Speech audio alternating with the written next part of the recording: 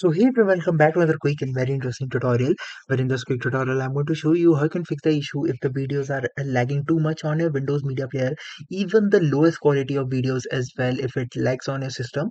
Now, in order to fix that, just simply go to Start menu, go to Settings right there, click on Apps on this menu, then go to Install Apps, and when you scroll down, you need to find the Windows Media Player or something like that.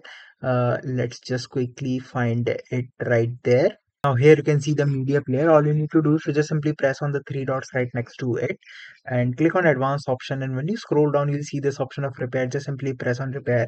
Now it will take a scan and it will quickly fix the media player. So if any of the corrupted files occur there causing any issue, it will definitely fix that. Now if your videos are lagging, it will definitely get fixed. Just give a restart to your system as it says, and it will start working as it normally used to be.